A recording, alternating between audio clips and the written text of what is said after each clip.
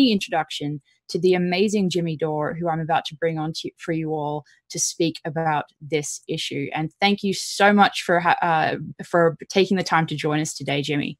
Hi, how do I have to do anything? Nope, it's just as easy as clicking a link. I think it's better than Skype. You can scheme me and everything. I don't have to click anything else. We can just talk. Nothing else to click. We can hear you and we can see you. So it's kind of amazing what's happening with Julian, and it's so transparently corrupt, and everybody knows it. It's you know, my friend Randy Credico went to the White House Correspondents' Dinner, and he stood up right before they all started giving each other blowjobs. And he said, "What about Julian Assange?" You know, and he started to scream about Julian Assange, and of course they cuffed him. And in a room full of the country's best reporters, nobody reported it. Isn't that amazing? It didn't get reported. Isn't that unbelievable? Because they would have to report what he was screaming about, which would reveal them to all be transparent hypocrites.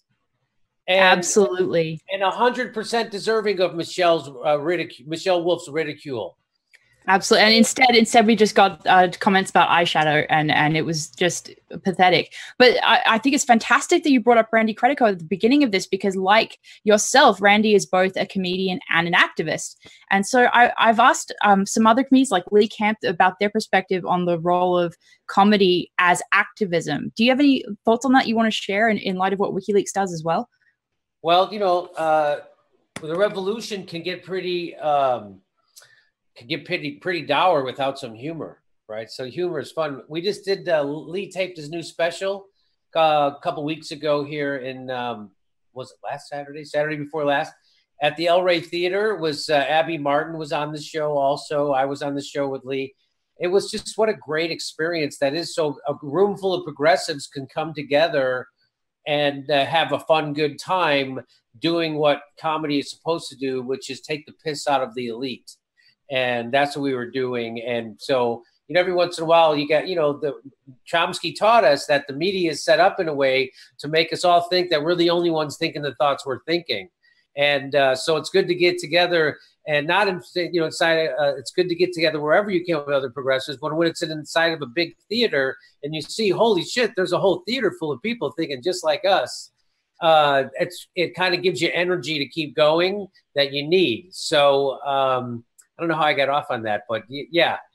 No, fantastic. I think that's all really relevant to the way in which you guys seem to be able to break through the barriers of echo chambers that maybe, you know, without that comedic aspect of it, maybe those echo chambers wouldn't be able to be sort of popped in the way that you all really effectively do.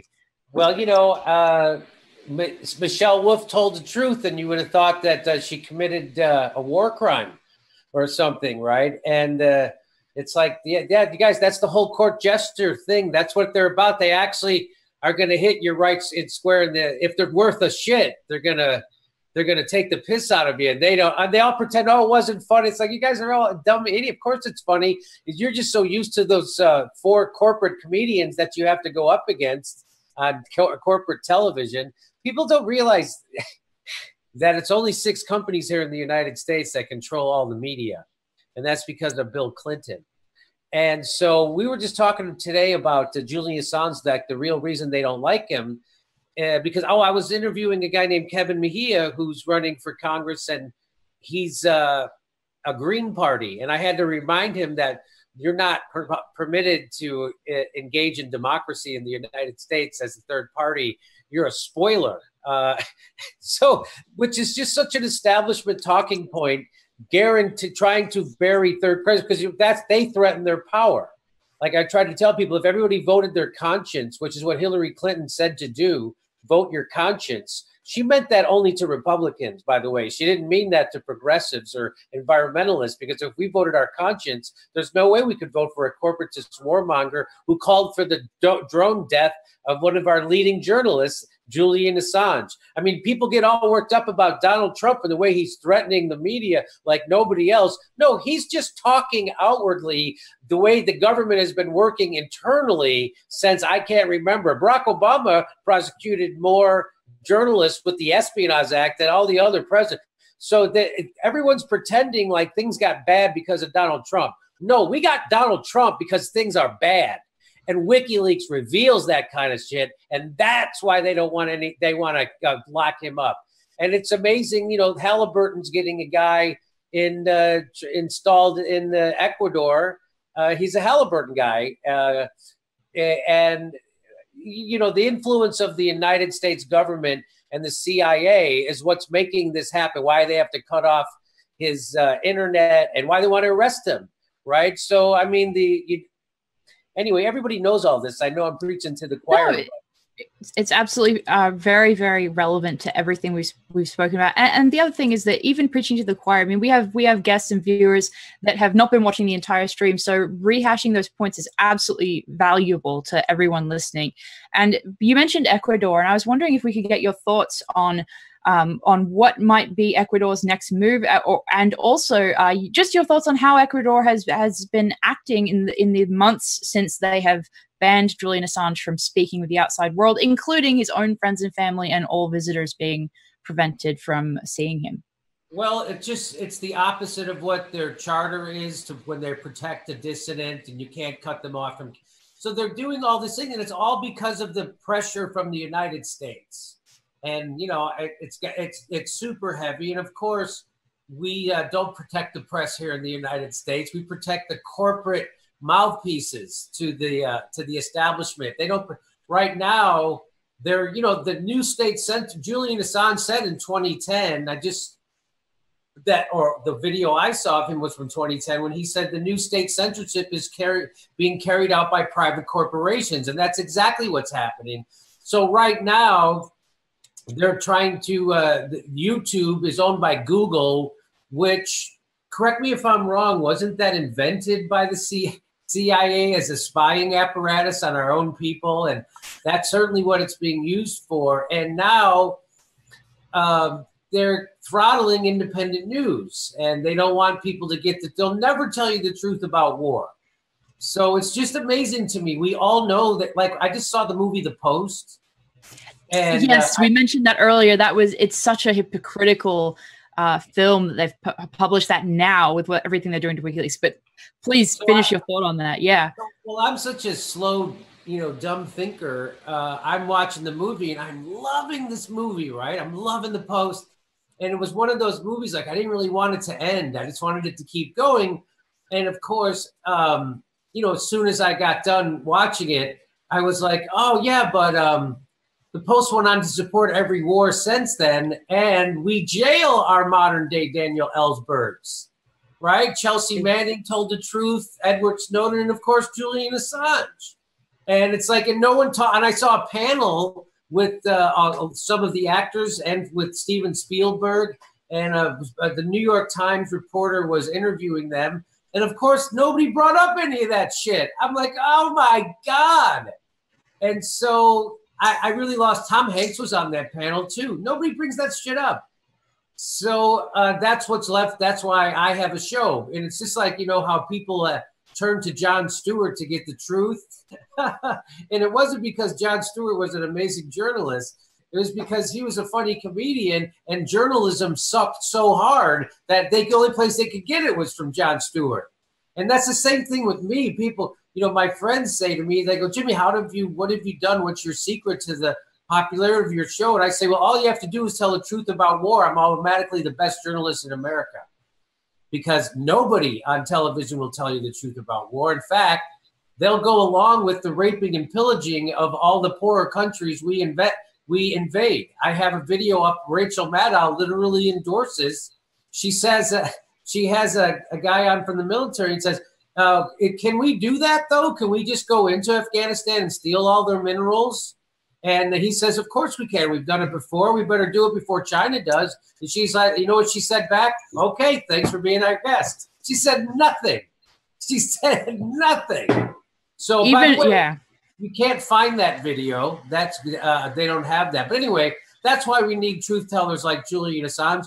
And they're afraid of him, right? And that's why CNN smears people and Google and YouTube throttle our shows, is because they're afraid of us. If we weren't telling a truth that was going to hurt their bottom line, they wouldn't give a shit. They'd prop us up just as much as their cat videos.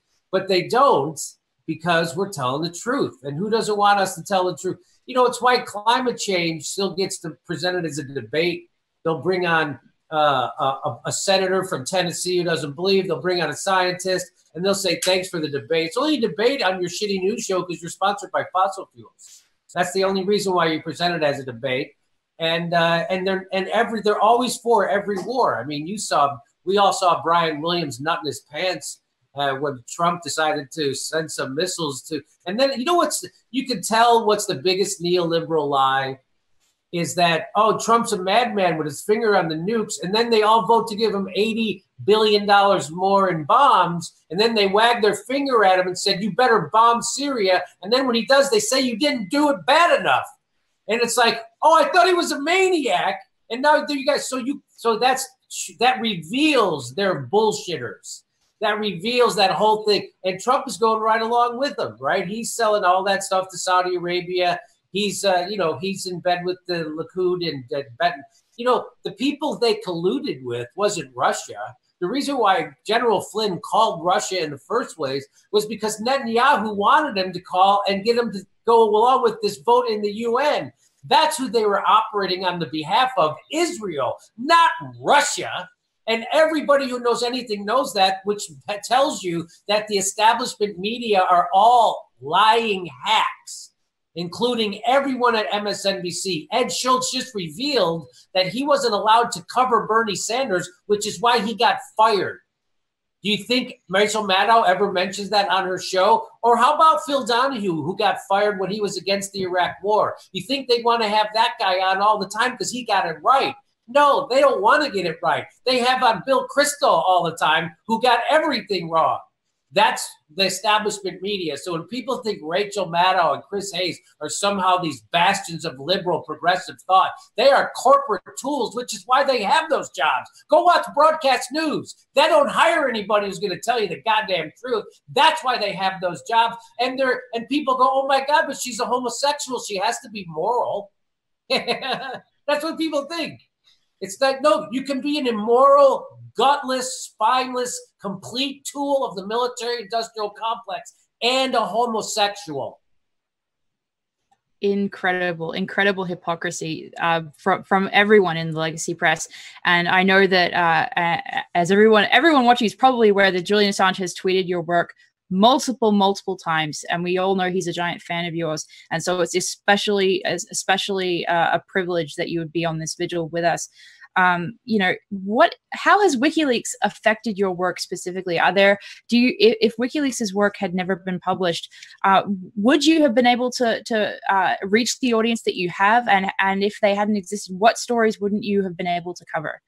Well, I wouldn't know that Hillary Clinton campaign actually did their own internal polling, and they found out that Hillary's biggest vulnerability was that she signed off on the Uranium One deal and she was in bed with Russia. That was her biggest vulnerability. So what did they do? Of course, they take that, they throw that on their enemy. And I wouldn't know. It was a guy named Broderick, I'll have to look at the document, who did the study. And he said, this is your biggest thing. This is your biggest vulnerability. When people find out about the Uranium One deal and Bill Clinton getting $500,000 put in his pocket by a Kremlin bank. So that was her big vulnerability. And so, of course, they throw it out. So I wouldn't know any of that, which would, I'm late to the game. I started doing a political radio show in about 2008, 2009 here in Los Angeles. And I was just doing it for laughs, I didn't realize how messed up things were. I thought Barack Obama was president and everything's going to be okay now. So, and then it was really Barack Obama that woke me up to how unbelievably criminally corrupt both parties are, and that we don't have civil liberties anymore. Nobody really talks about it. And we don't have freedom of the press. You have freedom of the press to say shit that they say you can say. If you tell the truth about the Iraq war, they'll fire you like they did to Chris Hedges, Phil Donahue, Jesse Ventura. if you, Ashley Banfield, if you tell the truth about war, you were going to get, and people don't realize that. Yet they go watch the post and everybody has a dry, they start tearing up and everything. It's like, yeah, but that doesn't, it's worse now. And so I wouldn't know any of that stuff. It wasn't for, and when I tell people that and I show them those documents, that blows their mind. And also I wouldn't, we wouldn't know all the stuff we know about the corruption. And so it's influenced me on, well, just what we know about the war that got revealed by Chelsea Manning. Right? I did a whole video on that, and just researching that just blew my mind. I'm like, I guess I knew some of this stuff, but I didn't know all the war crimes they revealed. And so they should be, of course, in their time, they're never heralded as heroes, right? Daniel Manning, they prosecuted him. And so that, of course, but and by the way, they were the real heroes, and they made it out to look like the real hero was the owner of the paper, right? I mean, I don't know, maybe it's who knows, but the real hero was Daniel Ellsberg. What did I say? Daniel Manning. I meant Daniel Ellsberg. That's the real hero of the Washington Post story, but they make it out to be Tom Hanks, and of course. Anyway, but I'm sure Ben Bradley was a fine fellow, but he looked like more he cared about competition than anything. I don't know. I'm getting into a movie critique. But. No, it's totally fine. That's something that's a really important aspect of what we're discussing in this vigil, which is that, a lot of times people like Daniel Ellsberg, they do face so much pushback from the establishment as they're actually active. But then a few decades later, they're held up by that same establishment as a symbol of, oh, this is our free democracy because we have dissidents like this, and the hypocrisy of that. I was just in Oslo, which, of course, the home of the Nobel Prize. And, of course, they awarded it to Barack Obama, and then he went on to drop more bombs than George Bush did. So that's absolutely. The grift, by the way. You pretend you're human rights, and then you institute neocon agendas and overthrow leftist governments. That's the new grift. So the Oslo Freedom Forum, I figured it out in about 2 minutes, is a big fucking grift run by who's that chess player? What's his name? Gary Kasparov and this guy named Thor Halvorsen. And these guys are just like these right-wing guys, and they started the Human Rights Foundation. Oh, they just call themselves it, so now they are. And somehow they con the Norway government into giving them money too. And so they're funded by all these right-wing think tanks. It's called the Oslo Freedom Forum. And so they were talking about all these horrible abuses, about Assad and Russia and Putin. And so I raised my hand because I'm a reporter at a press conference. And I said, hey, the United States has 5% of the world's population, and it incarcerates 25% of the world's prisoners. And cops shoot minorities with impunity. They killed almost 1,200 people in the streets of America, which is like 10% of all our homicides committed by cops. And I said, we have a certified torturer as the head of our CIA right now. And I go, do you still, when you say the free world, do you consider the United States in the free world? And I didn't get to that part of the question because they cut me off. Literally, they're like, okay, we got it. And I'm like, you got what? And Gary Kasparov literally started calling me a Putin puppet.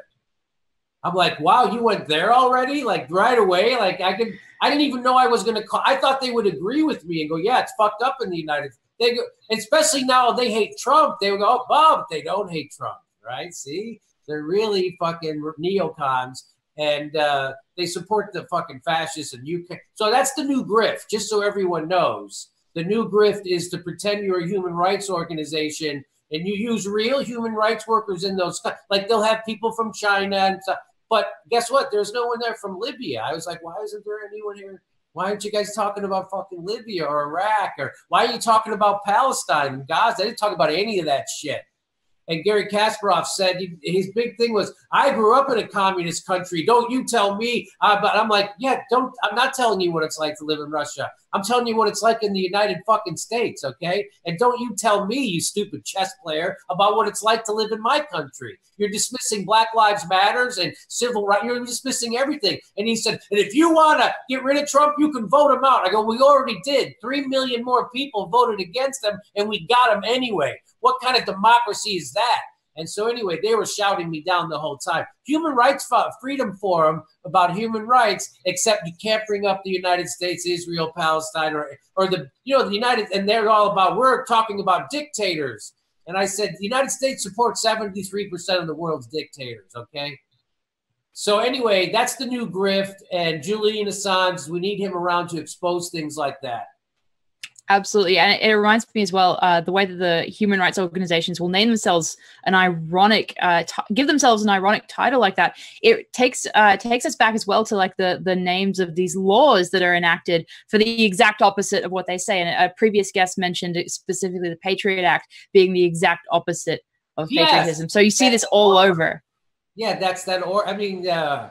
That's that Orwell thing, and we're living in it. And you know what's just weird to me? It's just like, every time there's a leader you think is going to break through, they end up selling us out. Like Barack Obama, he had his big organization of people. He had all these online activists waiting to be told what to do, and he disbanded them. That also got revealed. That got disbanded because he thought they were uncontrollable. And of course, he's there to do the bidding of the establishment. People don't realize that Barack Obama took us from 2 wars to 7. He made the banks bigger. His entire cabinet came from an email from Citigroup that got revealed also. I don't know, did Julian Assange reveal that? Who revealed that? I believe that was revealed by WikiLeaks. I remember, I think it was the Podesta emails possibly that came from.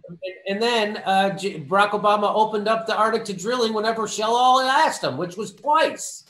So this idea that Trump, and they want everybody to think that Trump is the problem instead of Trump is the problem that the system brought us. It's the system that's the problem. And that's why, when I lost, I ran for student body president when I was in high school. When I lost, I didn't blame another school.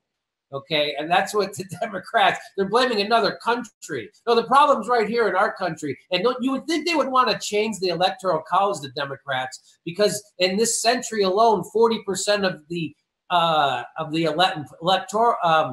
presidential elections have gone to the loser, right? 40% in this century alone. You would think that they never talk about switching that up, which, by the way, the electoral college was a what do you call a bargain. It was a negotiation for slavery. That's how we got the electoral college, right? So it's weird that they go, but Jimmy, if you get rid of the electoral college, then everybody on the coast will get to pick the president. Yeah, you should be able to pick the president with the people's popular vote. That's how it works. And if you want to go live where no one lives, that's up to you. You still get to vote. Anyway, we're getting off on tangents. No, your reporting on all of these issues has been absolutely incredible. And it's something that I think a lot of people value as one of the few strong voices that can really take the establishment to task. I think that, along with everything that the persecution that WikiLeaks is experiencing, I think that you see the establishment media really panicking at their inability to, even with all the censorship, to shut you all down. And so, but I was wondering, but in moving topics a little bit, I wanted to ask you about personally what woke you up, and also what motivates you not only to speak out on what you see as the truth, but to support WikiLeaks specifically, and to support Julian Assange in his in supporting restoring Julian Assange's human rights. I mean, to me, WikiLeaks is Daniel Ellsberg, and I'm anti-war. And so, when Chelsea Manning revealed the war crimes of our government, the only person ever in prison for the torture scandal was the guy who revealed it, John Kiriakou. That's just, I can't write jokes that good. And I'm a professional comedian with Comedy Central specials. I mean, that's fantastic. And I was telling this to a guy last night, and they don't believe you when you tell them this thing. They don't, like, what are you talking? And so they don't believe that the CIA spied on the committee that was investigating them for torture, which is also treason. And then it's just amazing how the left has been it's worse than Orwell, because the left now is the one pushing McCarthyism and groupthink. And so to me, Julian Assange is an antidote to that stuff, because he reveals the truth. Again, the problem with Julian Assange is he's not funny. because I think it was Oscar Wilde said, if you're going to tell people the truth, make them laugh or they'll kill you. So now that's why everybody wants to kill him, because he's telling the truth without jokes surrounding it. And that's why I try to pep it up with some punchlines, because I'm trying to save my neck. Well, I think that is an unfortunately really true point. And I know that as we've been watching the developments since Julian Assange has been silenced, we've seen, as we mentioned before, the oscillation with Ecuador back and forth. What did you make of the specific attacks we saw from The Guardian when they published multiple different smear pieces against Julian within a couple of days? I mean, look what they did. They did the same. They do the same thing. Jeremy Corbyn and Bernie Sanders. They do the same shit. They're all part of that same big corporatist gangbang, baby, capitalist gangbang, and that's what this is all about. They're all owned by the fucking establishment that he's exposing. That's what I had something else I wanted to tell you, and I goddamn forgot about it. But what did I want to say?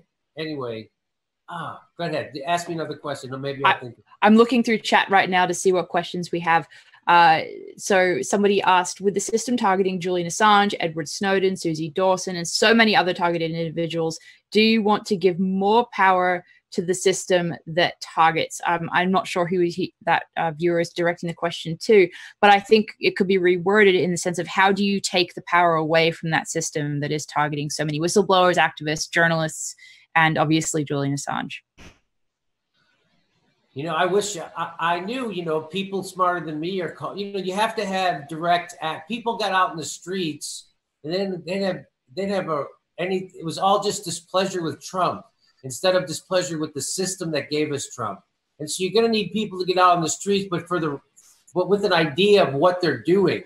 So that was just controlled opposition, that women's march and all that stuff. That's just controlled opposition. That's just pretending that Trump is the problem instead of the symptom of the problem, which he definitely is a symptom. Oh, I know I wanted to say. So imagine how badly they want to get Julian Assange. Just imagine right now the United States is spending on their military 40% more than they were spending at the height of the Iraq war. That's how much more. We went from $500 billion a year to $700 billion. Right now, that's what's happening. He is going to expose all that shit. And just imagine what people will do for $100,000. Imagine what they'll do for $100 million. This is talking about $700 billion a year, almost $1 trillion. And it's all privatized. War is all privatized. I've been to Afghanistan. It's all privatized, right? They have all Halliburton and all these private contractors making your beds and serving you this and doing the laundry. And the soldiers just sit there with a rifle in their hand all day. And then half of those are militia. Anyway, it's all been corporatized. So there's a death economy. And imagine the pressure. Imagine what people will do for $700 billion. They'll do, they'll kill journalists and pretend that they're not. They'll imprison journalists. They'll smear them. I know what it's like. I just told a little truth about a gas attack in Ghouta, and I got smeared in CNN by that. All I did was ask a question. All I did was ask a question about a murder investigation in Washington, D.C., and I got smeared in the Washington Post. So those guys, by the way, Jeff Bezos has a $600 million deal with the CIA to store all our data that's being surveilled, unconstitutionally. And so the richest guy in the world also owns the paper of notes where you're not allowed to criticize him, because when someone did criticize him, a writer for the Washington Post, he got disciplined because he wrote an article in the Huffington Post and they said, you're doing it for a competitor. Where the fuck's he going to write it? Where's he going to put it? His criticism of the way Amazon treats people. So, and the guy looks like Dr. Evil, and nobody has a problem with any of this, right? Everyone think they go, oh my God, Jeff Bezos, what an amazing CEO. What a visionary. What a narcissistic megalomaniac. Because what kind of a person accused more wealth than any other person in the history of the world, while at the same time the people who generate that income are urinating into bottles and are on food stamps? I tell you, a sociopathic megalomaniac, that's who does that. And that's who Jeff Bezos is. They've done studies that people who become wealthy and millionaires, they lose empathy. And they also lose the ability to read the cues in other people's faces, their emotions. That's a fact that's been studied. I'm not making that up. So, Jeff, those people are sociopaths. We are just pawns to them. That's all. We are just ones and zeros. And war is an economy for people. It's a death economy. So that's a major point. Major point. The United States is helping Yemen commit war crimes helping Saudi Arabia commit siege warfare in Yemen, which, by the way, is a war crime. You're not allowed to do siege warfare, and that's what they're doing. They just convicted somebody in the World Court from Yugoslavia, who I forget. Anyway, they just convicted somebody about doing siege warfare. We're doing it right now, but of course, might makes right. We'll never be convicted of anything. Exactly. And speaking of Jeff Bezos, as you were just a second ago, right around the time that you did your reporting, especially on the hypocrisy of the Washington Post censoring its own authors in that way, I noticed that we were in the period between Gina Haspel had not been anywhere near, kind of her name wasn't being thrown around as a potential CIA director, and there were actually news outlets that called for Jeff Bezos to be the next CIA director. I mean, yeah. So that is the level that we're dealing with. So, I just found a Council on Foreign Relations had a panel, and it was hosted by a former Time magazine editor, and he admitted that he likes propaganda and he thinks that government should be doing propaganda on their own people. That was the guy, the editor of Time magazine. Incredible. So, again. It's worse than people think. Why do you think we have the richest country in the world and 64% of the people can't afford $1,000 emergency? The richest country in the world, that's called a failed system. That's not all 64% of the country's lazy. That's the failed system that doesn't know. Jack Ma, who searched, to tell you the truth, he's the Jeff Bezos of Asia, right? He runs their Amazon. It's called Alibaba, I think. And so he was asked at a tech conference, what's the matter with the United States? He says, you guys don't have a problem making money. You guys have all the money. He says, you just don't distribute it. He said, when you ship a job to China, that helps an American company. They now make more money, but where does that money go? It doesn't go to anybody in the country. It doesn't trickle down. We all know trickle down economics doesn't work. It goes to an offshore bank account. And it stagnates the economy. This is our system. He said, this isn't the China system. This is a system thought up by the United States. The idea to send our jobs there to slave labor. That's our idea, our corporations. We have our legislators pass laws to give a tax break if a corporation does that. That's the kind of corruption we're living in. And that's why Bernie Sanders was so popular. And why is it every time we get a popular leader, they sell us out? Bernie Sanders is now pushing for incrementalism. He's working inside the Democratic Party. A revolution would be a third party that crushes the Democrats, which is what he could do. He's the most popular politician in the country. If he starts a third party, it automatically becomes the most popular party in the country. No, the majority of people are now registered independents. 25% of the country calls themselves Democrats. 26 calls themselves Republicans. This is what we're left with. Other countries have 4, 5, 6 parties, and we're only allowed 2. That's a bullshit lie, and I'm sure we need people like Julian Assange to reveal that stuff. It's so the corruption inside. The biggest electoral fraud that has ever happened in America happened in the Democratic primary. Absolutely. And of course, they're going to talk about Russia. So it's just disheartening. I never thought I would live through McCarthyism. I saw movies about it. Good night and good luck. But where's George Clooney to fucking talk about it? He's not talking about it. They all go along with the neoliberal bullshit. And when George Clooney was doing $300,000 plate dinner fundraisers for Hillary Clinton, he got called on and he said, no, most of that money's going to down ticket. Well, because of WikiLeaks? It revealed that no, that money didn't go down ticket. It all went to the Hillary Clinton fund. So this is why they want to kill him. This is why they want to imprison him. This is why they slander him, because he tells the truth to the powerful. I wouldn't tell that much truth if I was him. I'm not that courageous. I really just wanted to be a popular comedian. And it's just like the people like, why you do this? Because no one else is fucking doing it. That's why I do it. I don't want to do this shit. I wish those assholes at CNN would tell the truth. I wish Rachel Maddow would tell the truth about war. They're not going to do it. So that's why I'm doing it. It's incredible that you bring up that message, because that's what we've heard from people like John Kiriakou, who've been on the stream as well, that they wanted somebody else to do this, but they realized at some point, and we've talked about this multiple times in the stream, that people realize nobody else is going to do this, so I have to. And how do you think that the audience, when they realize that nobody else, not even us, can by ourselves, create a movement that will force the establishment to reconnect Julian or to free him, what can they do to make a difference in this situation and really actually make a tangible difference?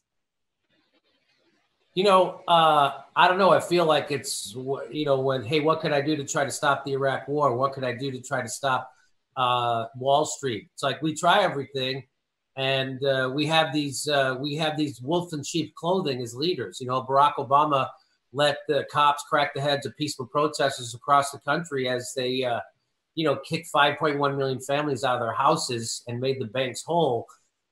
It's pretty discouraging. I'm not smart enough to know. Like I said, I just read an article by Chris Hedges, and he's hinting at we need a real revolution. So at the very least, people in the streets. So we need a Martin Luther King, but of course, every time one of those guys come along, they just kill him, right? Look at what they're doing to Julian right now. So that's the problem. Like they killed JFK, said he wanted to smash the CIA into 1,000 pieces. They killed him. And then, so there was Malcolm X. As soon as he figured out that the game was being played on both races, they killed him.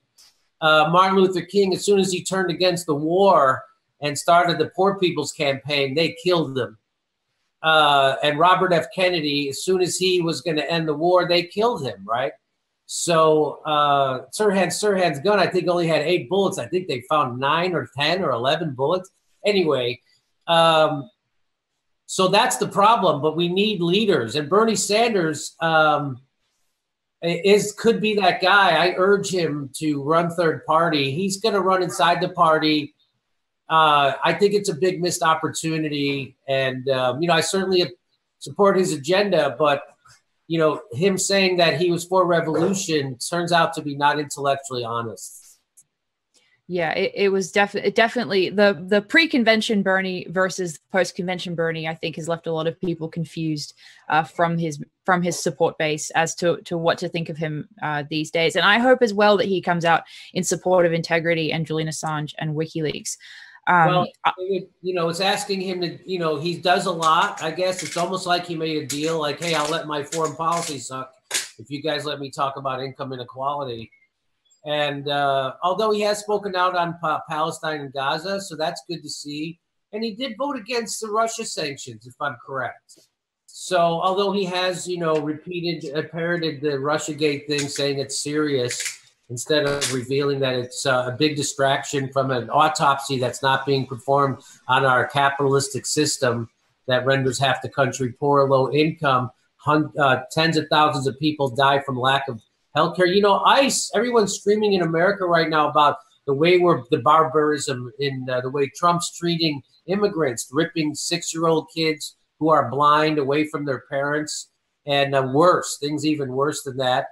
And, of course, the story that's not being told is that that was created, ICE. We didn't need this organization to do that. It was created by George Bush with the help of the Democrats, and it was expanded under Barack Obama. And Barack Obama deported more people than all the presidents combined. So now that Trump's doing it, people have a chance to see how horrible it is. And so now maybe people will rise up against the system instead of rise up against a person. But they're being distracted, again, by rising up against a person. So I wish we knew. What do you think we should do to help Julian Assange? Tell me, I'll do it. I cannot speak for anyone individually, and you have a unique tool with your platform and your audience to absolutely, that is a unique tool. But I think in general, what people have to do is evaluate honestly what their own talents and skills and tools available to them are. And every single person is going to have a different situation. And whatever, natural gift you have, re-engineer it creatively in order to work for Julian Assange.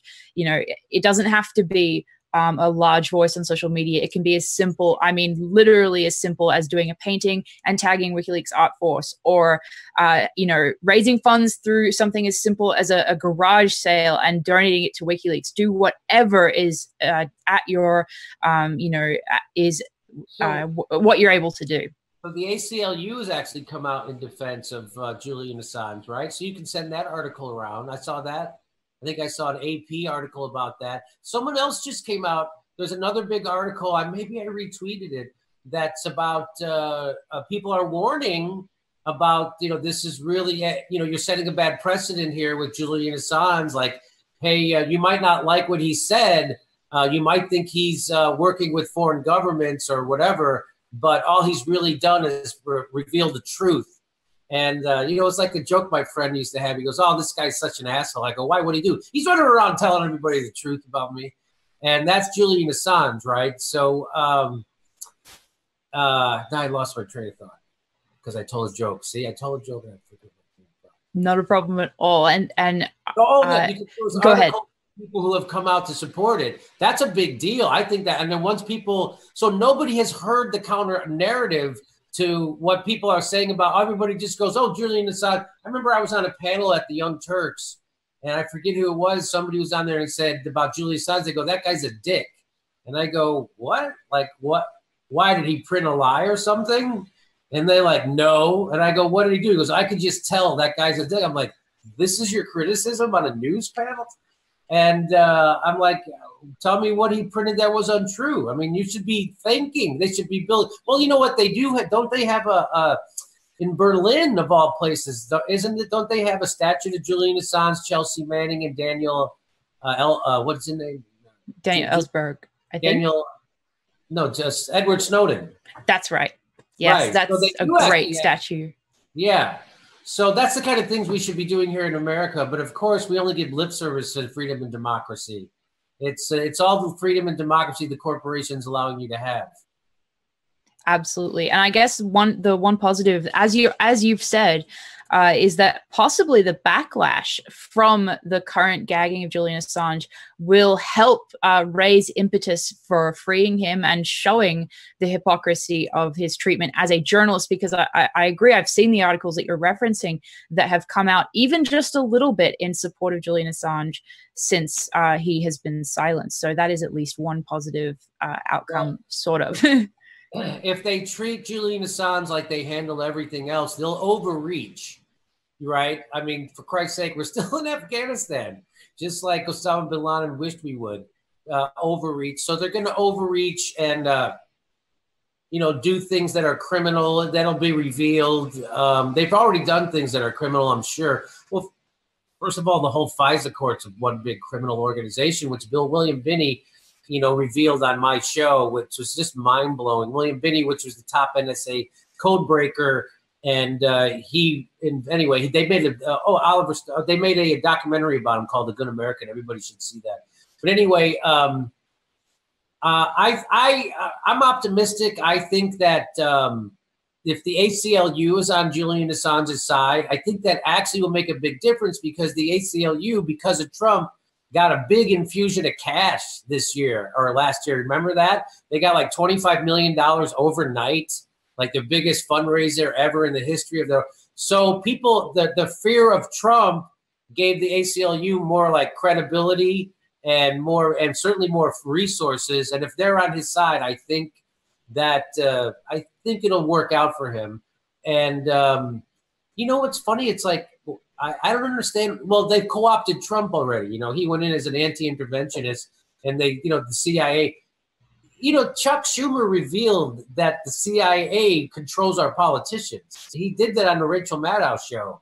He said, you know, I wouldn't mess with our intelligence community because they have 6 ways a Sunday to mess with you back. I'm like, so you're telling the president of the United States to fear a permanent state of unelected officials? That's who you want running the country? Yeah, because and it was like his hatred of Trump let the truth slip out, and that's what's called a gaffe. Whenever the truth slips out in Washington, D.C. And Chuck Schumer did that. He revealed that. Anyway, I can talk all day about this, but I think it will work out. The ACLU is on his side. Now we just, like, you know, people like William Kunstler is dead. I'm thinking of the other guy who defended OJ, Alan Dershowitz. So now Alan Dershowitz, who a lot of people find reprehensible for different reasons, he's right on the law. He's like, you can't let your hate, like what we say on my show is you can't let your hate for Trump steal your critical thinking skills. And he kind of says the same thing about Trump, is like, you can't bend the law for Trump because now we're not a democracy. You can't. So I don't know if he's sincere about that or whatever, but on the face it looks like it. And that's how I feel also. It's like, hey, because we have a distaste for Trump, we can't now let our intelligence agency commit crimes because of it, right? And we can't let our news the whole culture push a false narrative about Russia. They want the military-industrial complex really did capture our government. Eisenhower wasn't fucking around when he said, beware of the undue influence of the military-industrial complex. This is really happening, and we're in permanent war. And that's why Julian Assange is such a threat. So, I don't see the ACLU. That's the one organization I don't see turning. So I think they'll always have Julian Assange, and, presidents come and go, and things happen. So I think it'll actually work out for him in the end. But, you have to stay vigilant, and you have to, pass those articles around, open people's minds.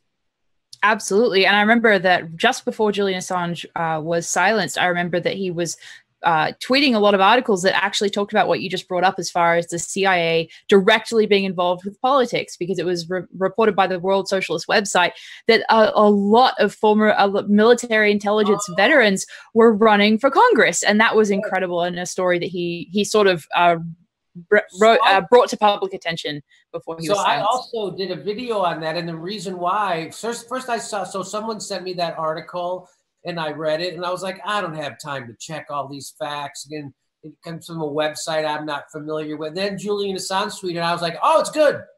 I knew it was good. So they said, hey, who double checked? I go, Julian Assange did. He already tweeted this out, so I know it's good. So he helped me out a lot there, did a lot of work for me that I didn't have to do. And so that message got out to a lot of people because of him.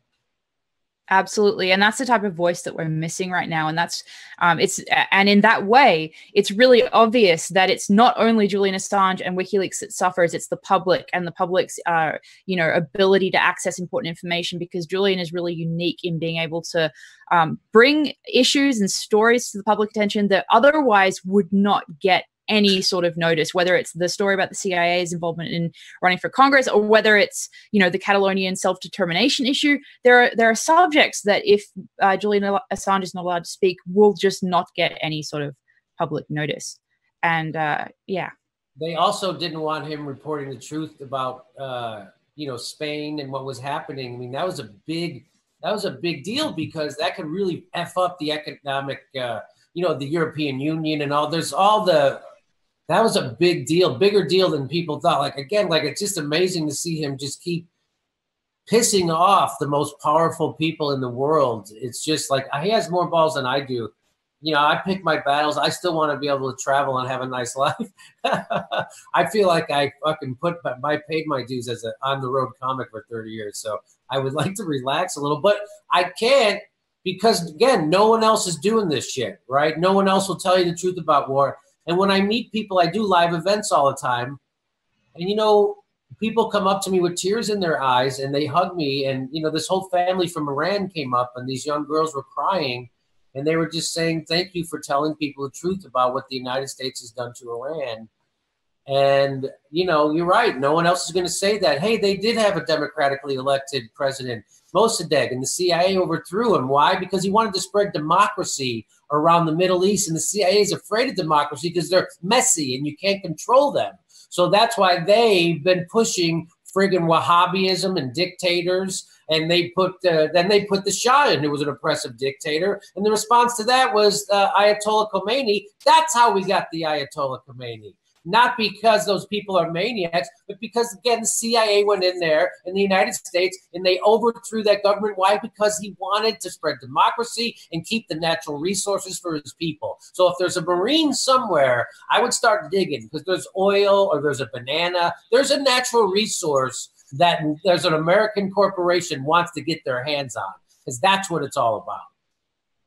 Absolutely. And that, I think that your insight on that is exactly one of the reasons that Julian Assange tweets your work so often, is you are willing to call out that truth in the sense of anti-war and the reality of the history behind so many of these wars that were started on lies. And to go to your point you made earlier about the ACLU backing Julian Assange, I know as well that that WikiLeaks has recently tweeted a call to action for people to actually petition and send letters to every single human rights organization and NGO that they can think of in order to support Julian, because it is such a travesty that they have not come out in his support prior to this. So I just I don't know if you have a comment on that, but it's definitely something I want our viewers to know about. I sent a letter to the humanitarians over at the White Helmets, and they haven't replied back yet. Now, I'm genuinely surprised about that. I can't imagine why they wouldn't be backing Julian Assange. So I don't know if you have any sort of, overall overarching thoughts on Julian Assange's, situation right now, anything that you want to talk about that we haven't covered yet, just anything at all about WikiLeaks. People, when they talk, people should ask their friends about, hey, did you see the post? And if they say yes, now we imprison those guys like Julian Assange. Do you know that we do? We tortured Chelsea Manning because they revealed war crimes. The same shit's going on, but now we're still jailing people like that and trying. So that I think that's a real useful tool. It would make people hopefully and realize that every newspaper, including the Washington Post, is 100% for war, and always will be. Right? That's what this is really coming down to. It's this perverse war machine that the West has put up. It's this economic power, $700 billion. You know, it takes $20 billion to end homelessness in the United States. It takes $33 billion to end world hunger. They just voted to give $80 billion more in bombs to Trump. They could have ended homelessness. They could have ended world hunger. It's a decision. Right. So these people are, again, like I showed you the studies, the more money you have, the less empathy you have, the less. And so these people become sociopaths. And now our country's being run by sociopaths, which is why they can rip people away from their kids away from their parents at the border, who are fleeing fucking wars that we're fueling, by the way. It's the biggest irony was when Trump did the Muslim ban. People went to the airports, was like, they're outraged. I'm like, why do you think the fucking refugees are at the airport? Because Barack Obama's been bombing them for 7 straight goddamn years. So you're okay with bombing them, but just don't ban them. Does Barack Obama have to bomb the airports for people to get pissed off? Yes, apparently that's how, but you can't blame Americans because their news media sucks so hard. They'll never tell them the truth about that stuff. Barack Obama had a kill list, an extrajudicial kill list, and nobody seemed to have a problem with that. He suspended habeas corpus, which is kind of the linchpin of democracy. Habeas corpus, which was in the Magna Carta, for F's sake. So now they've repealed the Magna Carta, Barack Obama, and we're operating on a liberty view somewhere around the 1100s. And nobody has a goddamn problem with that in America. And all they have to do is say you're a terrorist and you don't get right to speedy trial. They can lock you up without ever charging you, which of course is the tool of tyrants, which is why they have habeas corpus in the fucking Magna Carta. Absolutely. And to speak to that, I think it's, and going back to your commentary on the post, I believe one of our earlier panelists pointed out that Daniel Ellsberg has come out and said that if he were to do what he has done in this day and age, that he would not be able to publish the documents that he did, that he would have been it would have been impossible. It would have been fake news. First of all, they would smear him as the fake news conspiracy. He's a conspiracy theorist. He thinks that that Saddam doesn't have WMDs. The biggest conspiracy theory was the Iraq War. That was a conspiracy to commit an illegal war. And what did they do? They ordered war crimes, not to end the war, but to cover the war up. It's just, Absolutely. and nobody got prosecuted for it. No, and that's why we have the reason why you prosecute a crime is to punish the people, but also to deter it from happening again. And the fact that Barack Obama did not punish anyone who committed war crimes and torture guarantees will happen in the future. And now the head of our intelligence community is a verified torturer.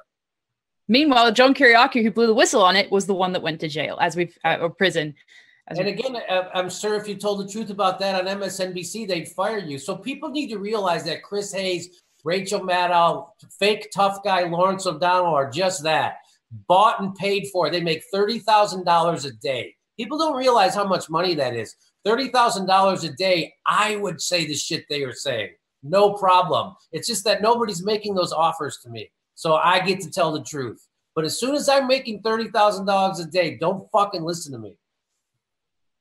I can guarantee that our audience will never stop listening to you, because I know that the chat right now is just filled with how much they support and appreciate your presence here in this vigil, and it really truly is a privilege to have you here with us and to have spent this time from your busy schedule to speak about Julian Assange and WikiLeaks. Nothing more important than Julian Assange right now. He's the last truth teller we have. So, well, there's a few. John Pilger, is fantastic. There's lots of people you can find on the internet, but nobody, has the. I'm not a journalist like Julian Assange. I'm just a late night jagoff comedian who has a bullshit detector. But Julian's actually an intellectual, and he knows what he's doing. I don't. So, I'm not a reputable person. He is. So it's important that we support him and his work. And, he was at that fake freedom forum, I think, in 2010. And then he started telling the truth about the Clintons and the establishment and the neoliberals. And they didn't like that shit, man. They don't like that shit. And so they didn't even mention him this year, right, Steph? They didn't mention Julian Assange at the freedom forum. No, they didn't fucking mention him. Not a forum about it. No, nothing. Not even a forum about it at the freedom forum. Let's talk about the biggest dissident in the world right now. And it's just so plain to see, right? And of course, they keep doing. Hey, did you see that journalist who got killed in Ukraine, and then all of a sudden he wasn't killed anymore? I mean, because these guys, they're getting so bad, they're so sloppy at it, right? And the Skripals, by the way, they got poisoned with stuff that's 10 times worse than any other poison, but they made a nice recovery. I've had hangovers last longer than those guys were sick. It's amazing. So. Yeah, of course. I mean, and people fall for that shit because it's ubiquitous. And just like Chomsky told us, they do that so they don't want you to think other people are thinking like we are. And Julian Assange reminds us, no, there's lots of people who think like we do. And there's lots of people who are hungry for the actual truth, and they don't believe the book. It's just amazing, George Bush is a war crimer who lied us into wars, yet he gets to go on Ellen DeGeneres' show, and nobody brings that shit up.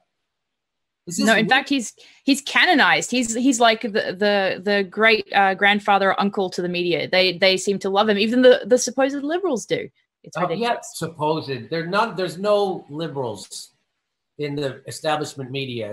If you ever saw that movie Broadcast News, you see how they get. It's just like police departments in the United States. It's not that bad people join the force, which also happens, but it's a culture.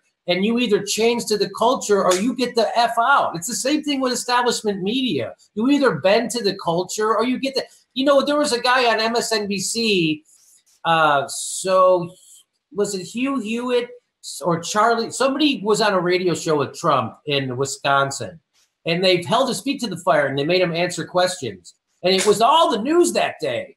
And so I'll never forget, they're interviewing the MSNBC reporter who's covering the Trump campaign. And they go, how come more reporters don't do that? Why don't they hold his feet to the fire? And he admitted, he goes, well, because he's just doing one interview. That guy, that radio guy in Wisconsin doesn't have to get into. He goes, that's just a one and done. We have to keep getting access. So we don't have the luxury of asking him follow-up. So he just revealed the game. The game is access journalism. And that's what they practice. So you either bend to that, which means Chuck Todd also admitted it on his own show. I don't know if I have a video about that. He had on Lewis Black on his show, Kamau Bell, and another comedian. And he said, you can't bark too much because, you have to think about rebooking. He admitted it. It's like you're not supposed to be in the game of making friends as a journalist. They're supposed to fear you when they see you and hate you. That's called being a journalist. But what these guys are goddamn entertainers. They're narcissists, which is why they do what they do. And I am too. But for whatever reason, no one's paying me that kind of money. So I get to be a narcissist who tells the truth. Well, and speaking of the work that you do, I know that you have an incredibly busy schedule, and you've been so generous to give us this much of your time to speak. Hey, thank you for having me, and go Julian Assange.